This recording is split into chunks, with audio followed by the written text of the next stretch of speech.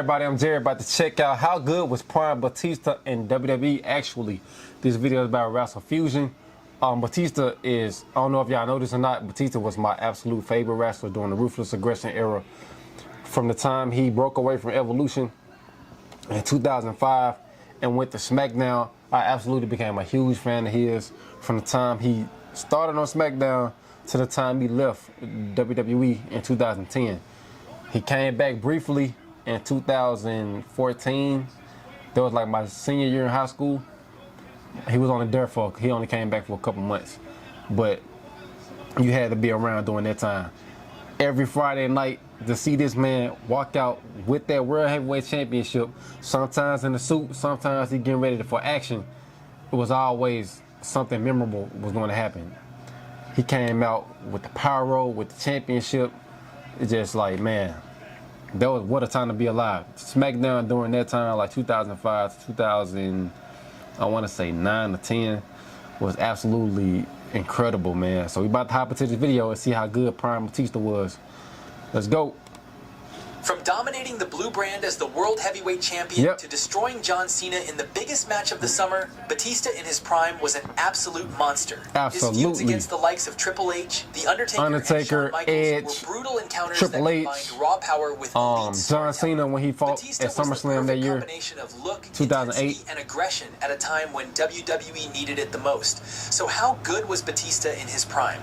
How does his run compare to other OVW legends like Lesnar, Randy Orton, and John Cena? What made the Animal so compelling during those peak years? Let's take a look back at the incredible 3.5-year run when the Animal was truly unleashed. And I remember the night Batista had to relinquish the world title in 2006. At the beginning of 2005. For almost 2 years, Batista had been the muscle of Evolution. He was loyal, he was obedient, but he was also red hot. And this made the leader of Evolution, Triple H, paranoid. Triple H asked Batista not to enter the Royal Rumble. He claimed that it would be selfish, and instead, Batista should just focus on helping him retain the World Heavyweight Championship. But Batista had other plans. My bad, y'all. I got Clash in Paris on right now. 2005, Batista entered the Royal Rumble and shocked the wrestling world by winning the whole thing. When he eliminated John Cena to punch his ticket to WrestleMania, it proved that he didn't need Evolution's permission to chase his dreams. Triple H spent the next 2 months desperately trying to manipulate Batista into challenging JBL for the WWE Championship instead. A fake limousine attack, psychological games. And I was a kid watching it. I didn't understand it at first. The game tried every trick. I remember the night of the contract signing. But it all backflipped when Batista overheard their plans. Flair plotting against him backstage.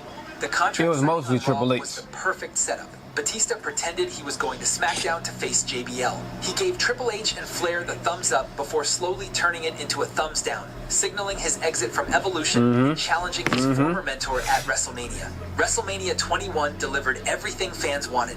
Batista versus Triple H for the World Heavyweight Championship in front of over 20,000 screaming fans at Staples Center. The match told a simple but effective story. Student versus teacher, power versus strategy, future versus present. When Batista hit the Batista bomb and pinned Triple H clean in the center of the ring, it felt like the changing of the guard. Batista had officially arrived as a main event star, but Triple H wasn't finished. Their rematch at Backlash proved Batista's victory wasn't a fluke, with the Animal retaining his championship in another hard-fought Triple H never beat Batista when Ric Flair betrayed Batista on Raw to help Triple H set up a Hell in a Cell match at Vengeance, the feud got even more personal. The Hell in a Cell encounter was Batista's crowning achievement.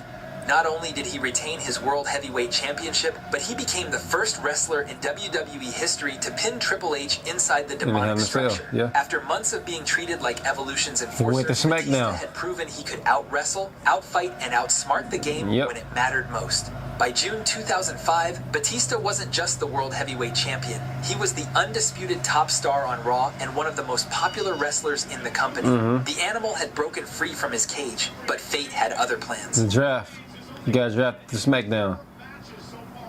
The 2005 draft changed everything for Batista. As the last pick of the lottery, he was drafted to SmackDown and brought the World Heavyweight Championship with him. His surprise appearance to confront JBL immediately established him as the Blue Brand's top dog.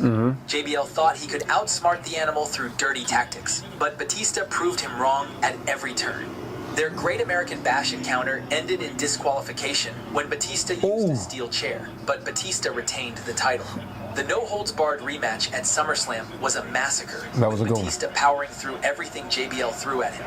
But it was the Texas Bull Rope match on SmackDown that truly showcased Batista's dominance. His feud with Eddie Guerrero at No Mercy showed a different side of his character. Then tragedy struck the wrestling world. Eddie passed away. Eddie Guerrero's unexpected death on November 13th devastated everyone, including Batista.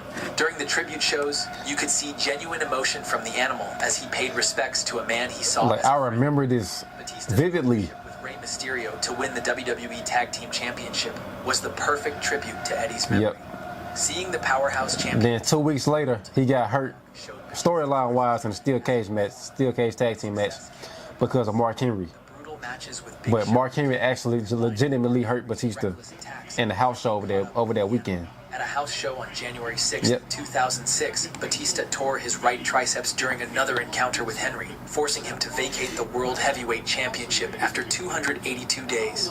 The injury came just 2 days after surpassing Triple H's previous record for longest reign. Batista had proven himself as a champion, but his body had paid the ultimate price for his dominant style. Batista made an appearance during WrestleMania 22 and claimed that before WrestleMania 23, the world title would be back with the Animal, and hence, the Animal went on a hunt. The hunt for redemption. Batista's return on July 7th, 2006 wasn't just a comeback. It was a quest for vengeance. His first target was none other than Mark Henry. The man had torn his triceps Yep. and cost him 7 months of his prime. But Henry got injured before their Great American Bash encounter, robbing Batista of his revenge. Mr. Kennedy stepped up to answer Batista's open challenge, and what followed was a public execution. The laceration on Kennedy's forehead was so severe it required over 20 stitches. Damn. The message was clear. The Animal was back and more vicious than ever. King Booker became Batista's obsession throughout the summer and fall of 2006.